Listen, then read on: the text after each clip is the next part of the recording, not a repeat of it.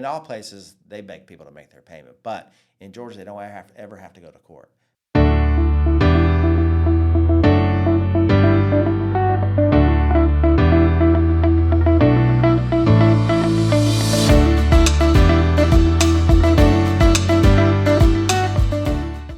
Bienvenidos a otro episodio de Atlanta Dulce Hogar. Este es un podcast dedicado a los bienes raíces, vender, comprar o invertir. En esta ocasión tengo conmigo a Brett Pittman de Larkin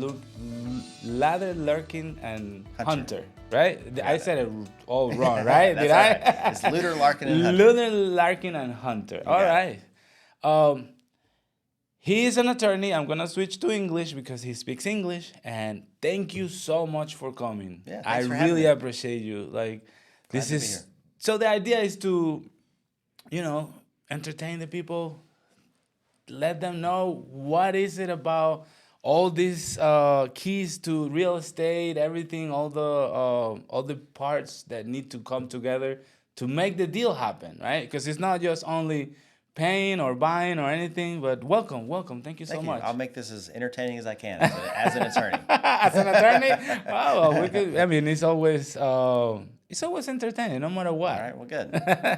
Because I mean, the idea is to let the people know how to put all this together. Because It's not as easy as people think. Sure, take some of the mystery out of it. Yeah, sure. Yeah. And first thing though, to break the ice.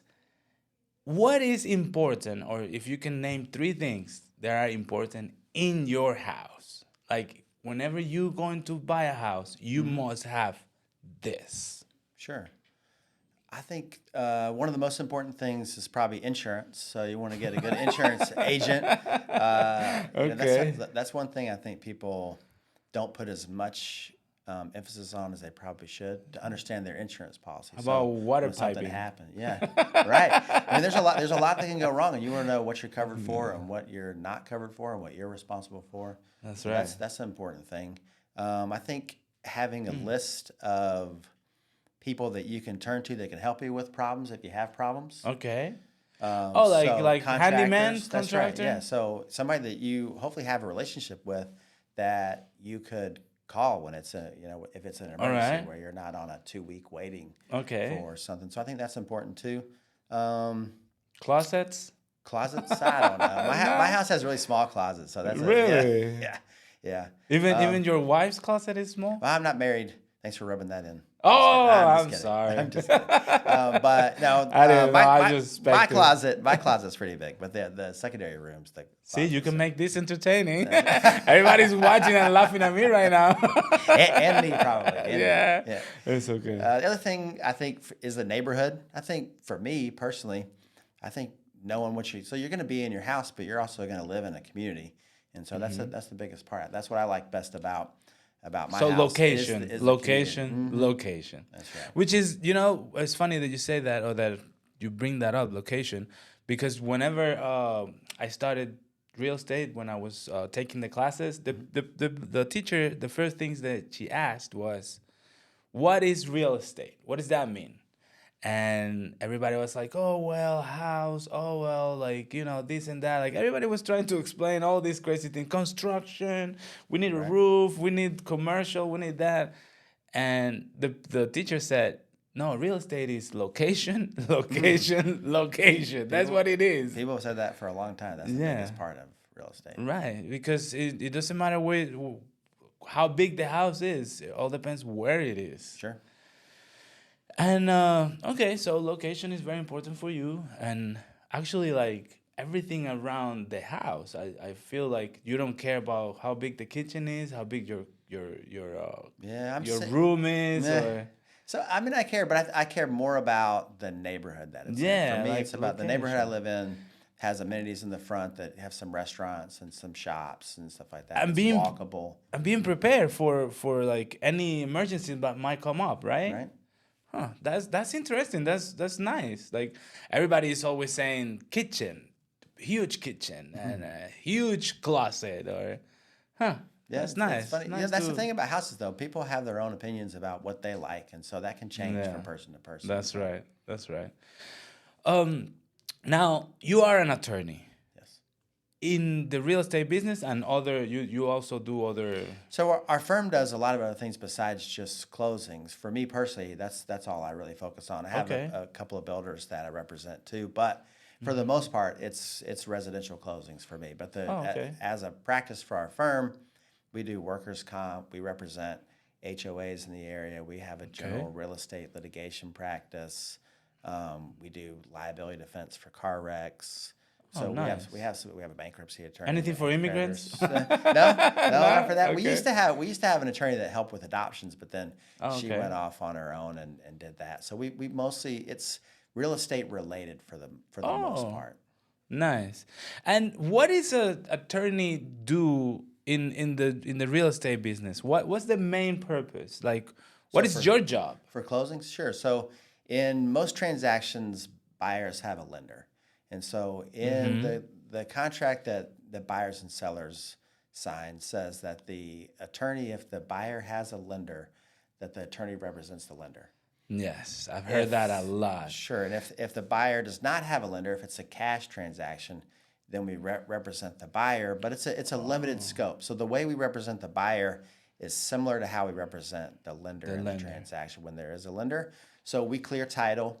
We handle money. Okay. We put a settlement statement together.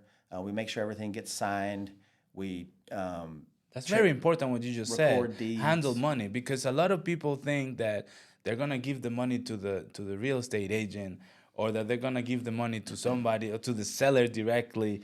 Like, for example, just recently I had this client that was telling me, no, I'm not signing or I'm not sending the money before I sign. How do you recommend we deal with that? Sure. So the attorney is responsible for handling the money. There is, if you have a lender, at the closing, there's going to be one charge on the settlement statement. For one of the charges will be for a closing protection letter. Okay. And a closing protection letter says to the lender, if you send the attorney money and the attorney does something wrong with it, if I go to Vegas and put it all on black. Invite right? me, please. Right? Yeah. So then the title insurance company, which is a major national company, Yeah. tells the lender, look, if that happens, we'll reimburse you for the funds that the attorney misappropriated. Oh, wow. The buyer has that same option. They can do that for themselves too. They can also, it's $50. Oh, wow. It can be $45 for some of the title companies, or $45. So that's a letter. It's it's not insurance, but it's a letter from the title insurance company, which when we close, we have we use the biggest title insurance company. So these are huge companies, and so they're backing it. They're basically saying, look, for $50 or $45, we'll ensure that if you send this attorney money and something bad happens with it, we'll reimburse you for the money that you sent to them. Oh, wow, so that's a protection great. I that they didn't could. know. Now, most buyers do not do that. It's an extra charge for them. But it is, if you had a buyer or someone that was nervous about it. Skeptical. They could purchase that letter. We would send them that letter in advance of them sending us money. That's what we do for lenders. And then they could send us the money. They'd have that. It'd be backed by Fidelity National Title, First American, Old Republic, all the big ones. Thank God didn't go beyond that, because I was like, okay, how do I tell this person that he's not going to sign? Or I was just like, okay, let's just go to the attorney and say, hey, this guy. people will wait sometimes to send money until they're in the closing. That can be tricky depending on who you bank with. So some of the banks require you to come in and sign some forms. Some of them you can do on an app. But sometimes that can delay the closing. On the computer. Most of them are on the computer. You have to do them, like you won't do in the phone app. I have a few where they require you to come in and sign some forms in person to settle the wire. So I think this Wells Fargo requires to come in. I'm not sure, but with COVID, some of that changed because they just realized that we can't get these people in here right now, and so they relax some of those rules. But it's still, there is a holdover in some cases. And that's also because there's a lot of fraud. People going to the sending the wire to the wrong place. Let's go deposit. We're gonna close, of course, and make all this. But one of the things I always tell my people is the money is always handled by the attorney. There's one only thing that is earnest money that has to be either the attorney, which I prefer is the attorney, or it has to be the broker, one of the brokers, the not the agent, nothing personal. It has to be to a company, right? That's right. And it'll always be the name of whoever you're trying to send it to. So if you're trying to send Lueder Larkin Hunter money, it will go to Lueder Larkin Hunter. It will not go to XYZ Corporation. Yeah. Or it will not go, if you're sending it to the broker, it'll go to Century 21 Connect. It won't Exactly. go to some other name. If you get instructions that have a name of where you're not trying to send, shouldn't be sending money to, no, because it will that's not go the to that. umbrella company for this and that. No, right? That's right. No, it's going to go, if you're closing, you should be closing with a law firm. It's going to go to the law firm. And I for think you can closing tell proceeds. the teller or the person that is helping you at the bank to call and make They can sure verify. and verify the wiring and that there's a close being done. Sure, or but always use a number for whoever you're calling to verify that's different than whatever you got the instructions on. So if you get an email that says use these instructions, call this number to verify, well, you don't do that. You just go to Google, you look up, you're trying to send Lueder Larkin Hunter money, There you you Google go. search Lueder Larkin Hunter, you call a number that comes up that Google gives you, and then you can feel sure. But if you just call a number that's also in the email, that number may also be fraud. That's right. Yeah, because there's a lot of that. There's a lot of that. So basically, it's to represent the lender. That's the job of the For most closing, we represent the lender. closing. Or like when you say when it's a cash closing, is the buyer. It's the buyer, but under that limited part. So we're there to handle funds. We're there to transfer title. We're to clear title to make sure that the buyer or the lender is getting marketable title. We're there to have people sign documents, issue title insurance policies. That's our role in it. So if we are representing the buyer on a cash Also record the deed. record the deeds in a timely manner. There's another thing. Pay the taxes for the That's part of intangible. clearing title. And that's Sure. part of That's part of clearing title. The intangible tax has to do with getting a loan. So the buyer has to pay that, but we send that payment in for them. And the transfer tax, is for the county, like they It's just $1. charge. It goes to several places. Okay. But it's mainly the county. It's $1 per thousand of what you purchase, the transfer tax. Okay, awesome. Now you said you would be very careful with insurance, right? When you're buying a home. Yes. What in the legal part? What is something that you are very like? Okay, I'm buying a home. I need to watch for this. So most transactions, so the lender is going to buy title insurance. Is going to really require the buyer to buy them title insurance. Okay. But you should also buy owner's title insurance at the same time. So the lender's policy protects the lender against any title claims, and owner's title insurance protects the buyer against any title claims. So what we do before closing is we run a title exam. Okay. In a title exam, someone goes out to the courthouse, they look at the documents that are recorded with the clerk of superior court. There's a lot of stuff you can't tell just by looking at a document. Yeah. You can't tell if there's fraud in the back chain. You can't tell if all the heirs were notified, if there was some sort of probate. So there's some things that can come up that can cause a cloud on title that you can't tell just by looking at a document that's recorded in the record. So That's owner's right. title insurance protects you against somebody coming back and claiming some kind of interest in your property. I always say that the title owner's insurance or the lenders, it is the only insurance that protects the past. Because all the other ones, all the other insurance, life insurance, auto insurance, your homeowner's insurance, right. is for the future if something happens in the future. But the title insurance is if something happened in the past that you're not aware of. That's hidden right That's now. hidden. Oh, okay. That's right. So there's two types of policies. Okay. So for owner's policies, there's a basic policy which covers some things. Then there's enhanced version. The enhanced Okay. version covers a lot more hidden defects. But one of the things that the enhanced version covers is post-acquisition fraud. So that would be future stuff. So okay. if you have the enhanced version for owners, you do have protection against someone coming after you purchase the property and putting some type of lien against you, taking out a mortgage. But that you is would not notice you. in the future that it's isn't- past. That's right. Yeah, by the time you find out it's the past, but Yeah. it does protect you against that. And you do hear some commercials on the radio. You see them on TV about it. It's like a title lock type thing where they'll notify you if something gets recorded. And so you have that protection already built in to the enhanced version of owner's title insurance if you buy that at closing, which most people do. And that's part of the closing cost. It is. And it's a one-time fee. It's one of the few insurances that is one-time fee. You pay that one time. Your owner's policy lasts for probably because nothing happened very often. That's right. So for the amount of money they bring in and the claims you have to pay out, it's fairly low as opposed to like a risk, auto insurance. So those types of things pay out a fair amount of money each year. Title insurance does too, but just comparatively to the amount that they came in, the ratios are lower, so they only have a one-time fee for it. Okay, so it's not that. So title insurance.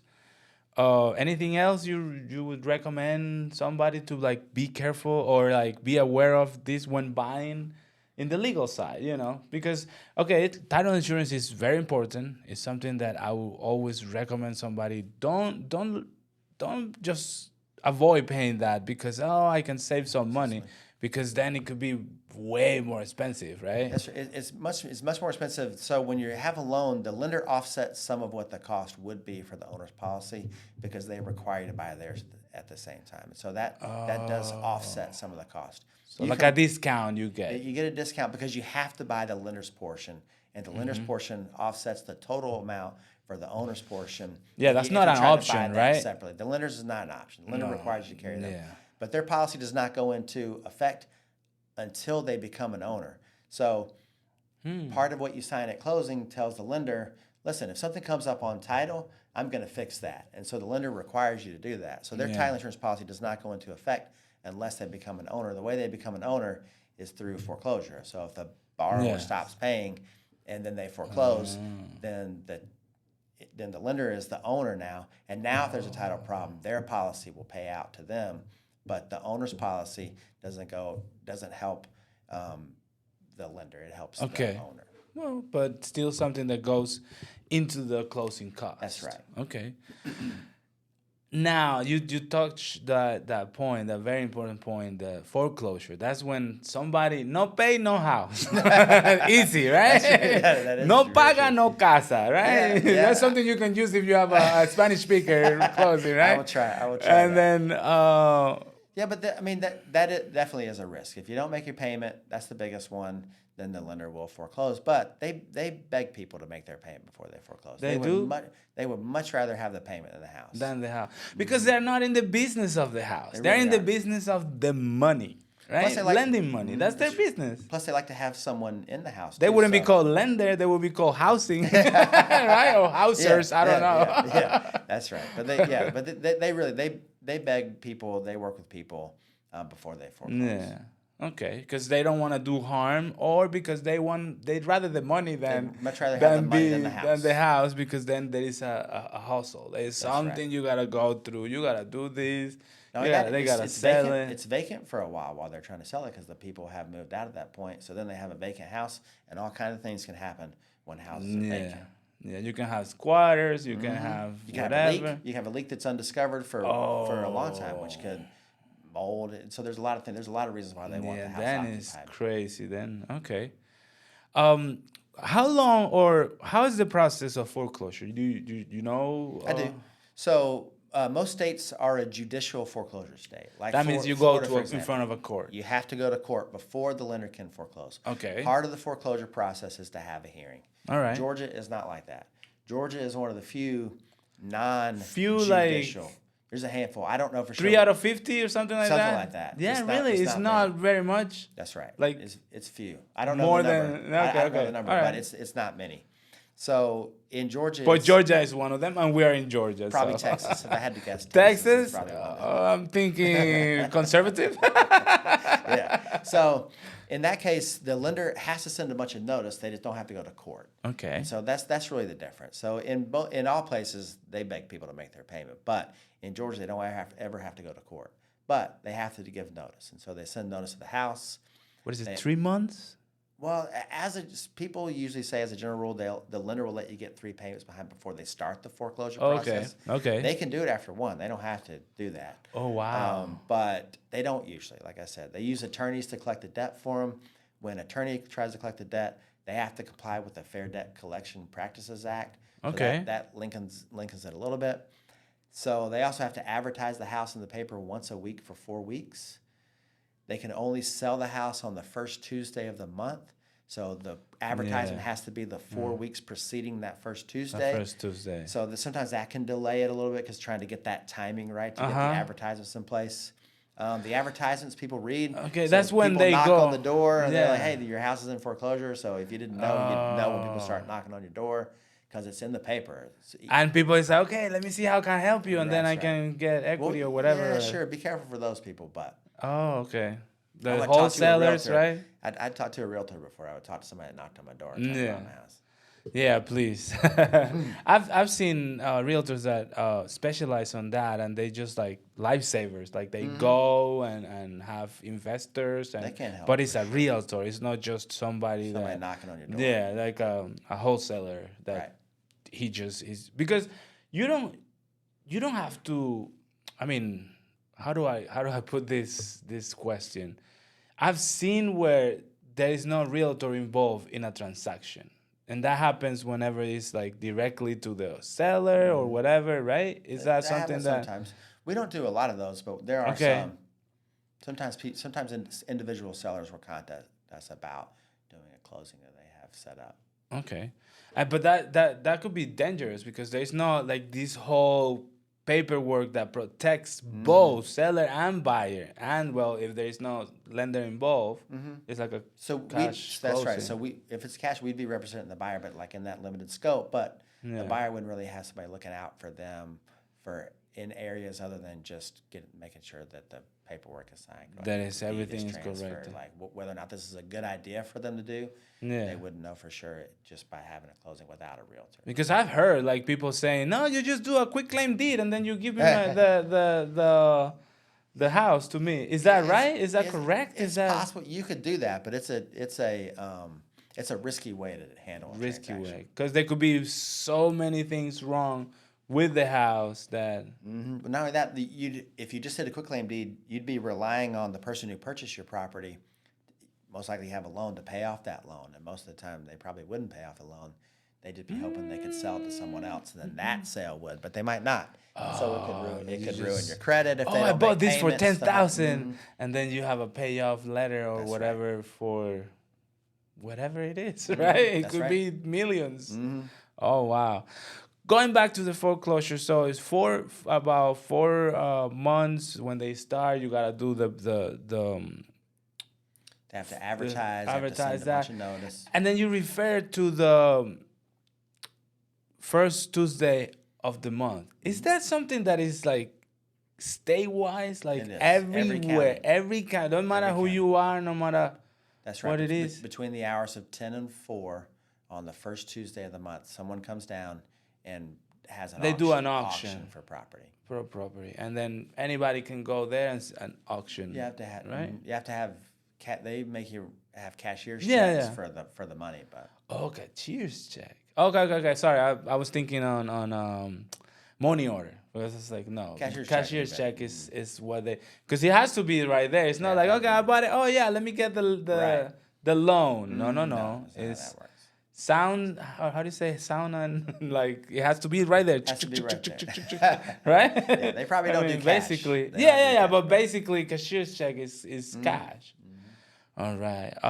That's I've been to one and the experience is wild because it goes Gwinnett or Fulton. Gwinnett, I've been to Gwinnett. If you went to some of the outer counties, it would be less activity. Less? Okay. Because they also do the tax lien. Do you have any knowledge on how?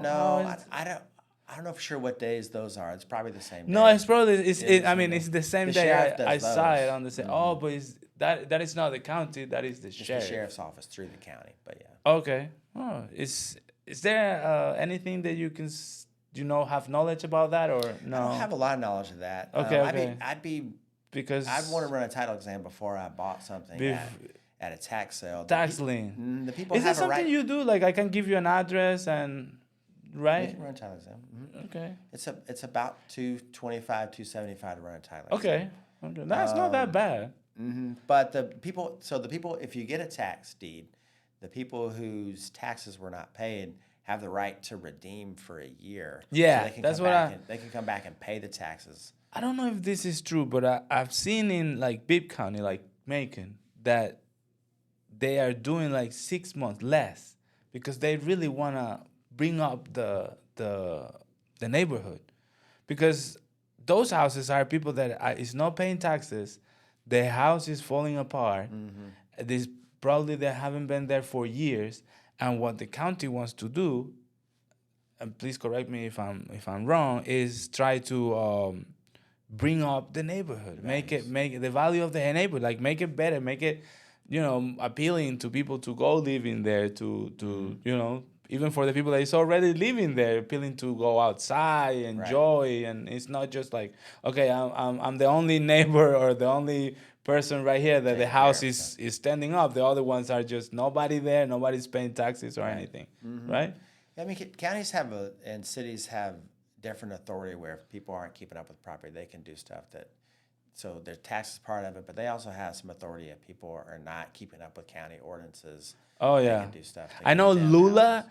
They 6 inches, you get a fine for the yard, for the grass. Oh, wow. 6 inches, no more than that. If you are above 6 inches, no matter how long, no matter what, you paying your fine. Yeah. So there's a lot, like you said, that's an ordinance, right? Probably, right? That's right.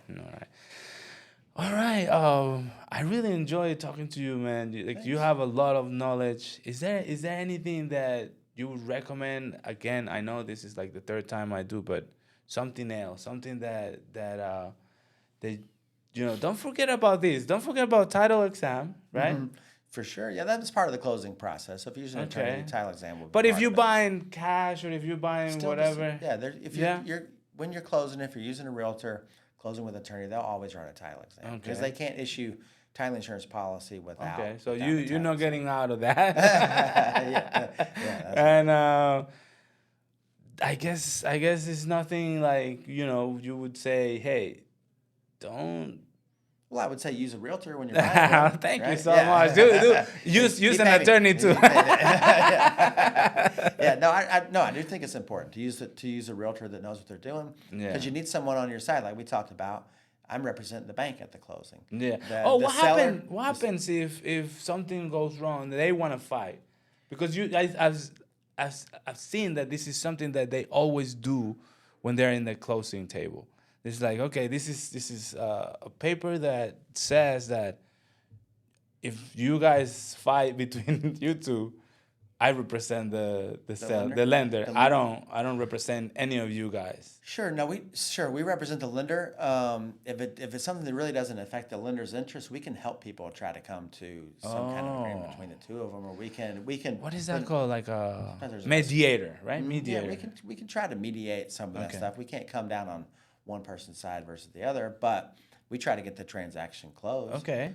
Because the lender wants it to be closed. Everybody wants to close. Yeah, I mean most of the time I've been doing this since 2003.